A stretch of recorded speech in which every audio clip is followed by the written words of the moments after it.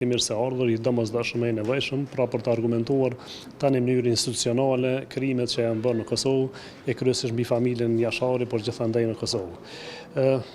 Ndonë se kjo është paksa e vonuar, ne kemi tani njohuri që prokuria ka siguruar prova. Do krim do të hetohet dhe duhet të trajtohet me profesionalizëm. Për familjen Jashari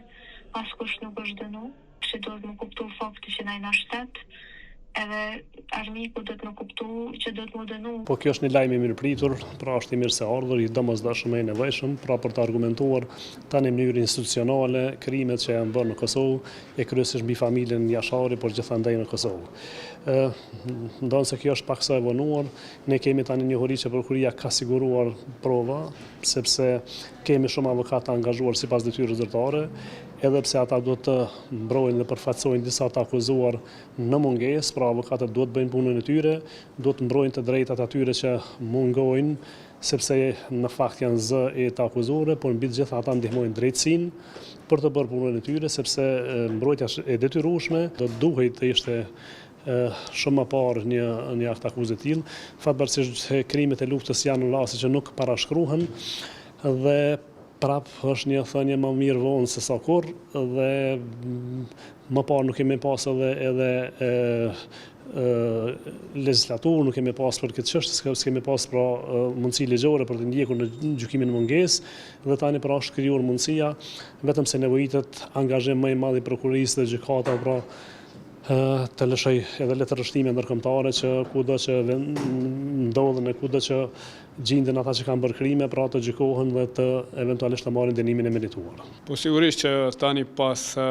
hyrjes në fuqi të gjykimeve në mungesë që nga viti 2023 Prokuroria Speciale ka filluar me ngritjen e aktakuzave në mungesë, sigurisht që çdo krim do të hetohet dhe duhet të trajtohet me profesionalizëm nga organet e ndjekjes, pasi që ka patur paralajmërime, presim që të kemi një aktakuz jo vetëm për këtë krim, po sigurisht që shumë masakra kanë mbetur pa epilog gjyqësor, sigurisht që krimet e luftës nuk vjetërsohen dhe ato do të ndiqen derisa personat kryerësit janë të gjalla. Sigurisht që këto procese kanë sfida të ndryshme të mosbashkëpunimit juridik me shtetin e Serbisë, kanë sfidën edhe kohën, sigurisht që me kalimin e kohës vdesin kryerësit e krimeve të luftës, vdesin dëshmitarët okular, pra kemi edhe sfida të tjera të gjykimeve në mungesë, të kritereve të cilat duhet të plotësohen për fillimin e gjykimit të krimeve të luftës në mungesë. Sigurisht që çdo